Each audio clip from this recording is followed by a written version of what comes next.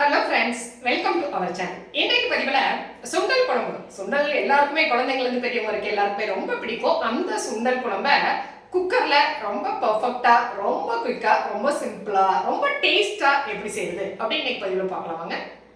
சுவையான சுண்டல் குழம்பு செய்கிறதுக்கு இன்றைக்கி நான் 1 கப் அளவுக்கு சுண்டல் எடுத்துருக்கிறேன். அந்த சுண்டலை ஒரு 8 மணி நேரம் நல்லா தண்ணியில் ஊற வச்சுட்டு இந்த மாதிரி எடுத்துருக்கிறேன். சுண்டல் இப்போ நல்லா ஊறி ரெடியாக இருக்குது. இப்போ பாருங்கள், குழம்பு தாளிக்கிறதுக்கு அடுப்பில் இந்த மாதிரி ஒரு குக்கர் வச்சுக்கிறேன். குக்கரில் தானே இன்றைக்கி நம்ம சுண்டல் குழம்பு செய்ய போகிறோம். குக்கர் வச்சாச்சு. இதில் ஒரு 3 டேபிள் ஸ்பூன் அளவுக்கு நான் எண்ணெய் சேர்த்துக்கிறேன். பாருங்கள், போதுமானது. இதில் ஒரு பிரியாணி இலை, ஒரு துண்டு பட்டை, 2 ஏலக்காய், ஒரு 3 கிராம்பு எடுத்துருக்கிறேன். இதை தாளிக்கிறதுக்காக இதில் நம்ம சேர்த்துக்கலாம். எண்ணெய் காஞ்சிருச்சு. 1 டீஸ்பூன் அளவுக்கு ஜீரகம் சேர்த்துக்கிறேன். ஜீரகம் பொரியட்டும்.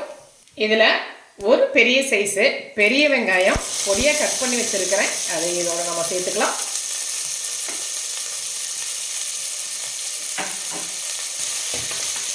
வெங்காயம் ஒரு 2 நிமிஷம் நல்லா வதங்கட்டும்.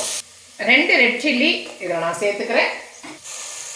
இஞ்சி பூண்டு பேஸ்ட்டு 1 டீஸ்பூன் அளவுக்கு நான் சேர்த்துக்கிறேன். பாருங்கள்,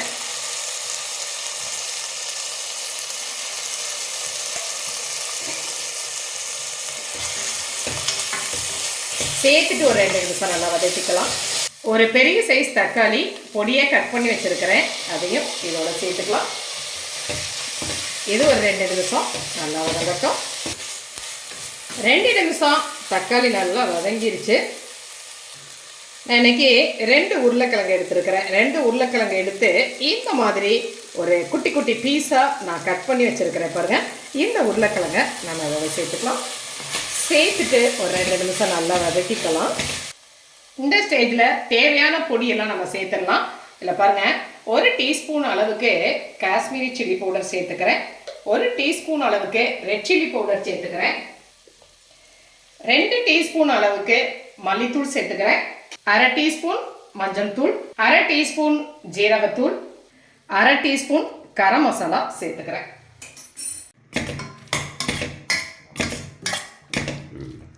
பாருங்கள், இந்த மாதிரி பொடியெல்லாம் நம்ம சேர்த்தாச்சு. சேர்த்ததுக்கு பிறகு இதை அப்படியே ஒரு 2 நிமிஷம் அந்த மிளகாத்தூள் அந்த பச்சை வாடையெல்லாம் போகிற அளவுக்கு நம்ம ஒரு 2 நிமிஷம் நல்லா வதக்கிக்கலாம்.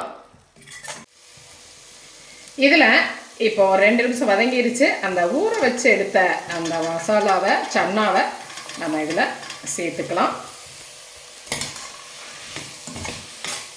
சேர்த்துட்டு இதையுமே ஒரு 2 நிமிஷம் நல்லா வதக்கிக்கலாம். 2 இலக்கு கருவேப்பிலை சேர்த்துக்கிறேன். தேவையான அளவு உப்பு சேர்த்துக்கிறேன். கல் உப்பு தான் சேர்த்துருக்கிறேன். சேர்த்துட்டு ஒரு கிளறிக்கலாம். இதில் 1 கப் அளவுக்கு நான் தண்ணி சேர்த்துக்கிறேன்.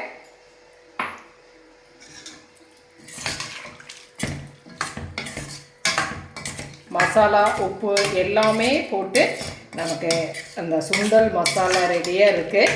இந்த ஸ்டேஜில் இந்த மாதிரி தண்ணி சேர்த்துட்டு இன்னுமே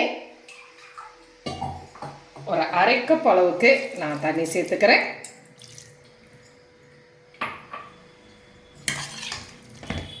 பார்த்தீங்களா, இந்த அளவுக்கு தண்ணி சேர்த்துருக்குறோம். இப்போ நான் குக்கரை மூடி போட்டு ஒரு 5 விசில் அளவுக்கு விட போகிறேன். 5 விசில் விட்டோம்னா சுண்டல் நல்லா வெந்துடும். பாருங்கள், 5 விசில் கழித்து பார்க்கலாம். 5 விசில் அந்த சுண்டல் ஆவி அடங்கிடுச்சு. பாருங்கள், இந்த ஸ்டேஜில் நம்ம ஓப்பன் பண்ணிடலாம்.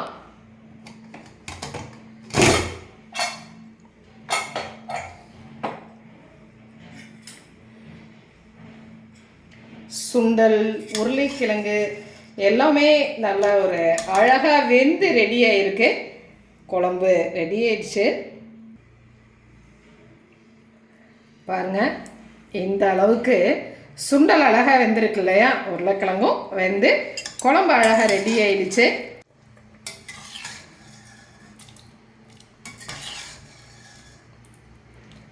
சுண்டல் அந்த உருளைக்கிழங்கு மசாலா குழம்பு சூப்பராக வந்து ரெடி ஆகிருக்கு பாருங்கள். நல்ல ஒரு கமகமன்னு ஒரு வாசனையோட ஒரு சூப்பர் டேஸ்ட்டில் குழம்பு ரெடி ஆகிருக்கு. அப்படியே ஒரு 2 நிமிஷம் நல்லா கொதிக்க விட்டுறலாம்.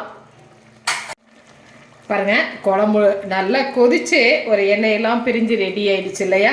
இந்த ஸ்டேஜில் நான் கொஞ்சமாக கஸ்தூரி மேத்தி தூவிக்கிறேன். அவ்வளோதாங்க, நம்மளுடைய குழம்பு ரெடி ஆகிடுச்சு. இந்த ஸ்டேஜில் அடுப்பை ஆஃப் பண்ணிடலாம். சுவையான உருளைக்கிழங்கு சுண்டல் குழம்பு ரொம்ப ஒரு குயிக்காகவே செய்யக்கூடிய ஒரு குழம்புங்க. இது வந்து இட்லி, தோசை, சாதம், சப்பாத்தி, பரோட்டா எல்லாத்துக்குமே ஒரு பொருத்தமான ஒரு சைட் டிஷ்ஷாக இருக்கும். ரொம்பவுமே ஒரு சூப்பர் டேஸ்ட்டாக இருக்கும்.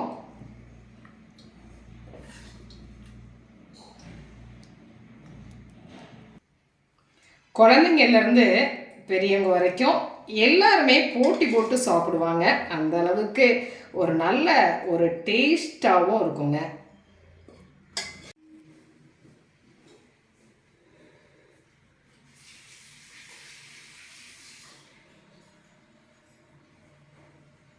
பாருங்க, ரொம்ப சிம்பிளா, ரொம்ப டேஸ்டா, ரொம்ப குயிக்கா செய்யக்கூடிய ஒரு சுண்டல் குழம்பு, பர்ஃபெக்டான ஒரு சுண்டல் குழம்பு ரெடி ஆயிடுச்சு. செஞ்சு பார்த்துட்டு உங்களுடைய கமெண்ட்டை சொல்லுங்க. இந்த பதிவு உங்களுக்கு பிடிச்சிருந்துச்சு அப்படின்னா சப்ஸ்கிரைப் பண்ண மறக்காதீங்க. லைக் பண்ணுங்க, கமெண்ட் பண்ணுங்க, ஷேர் பண்ணுங்க. மற்றும் ஒரு பதிவில் உங்களை மறுபடியும் சந்திக்கின்றேன். நன்றி.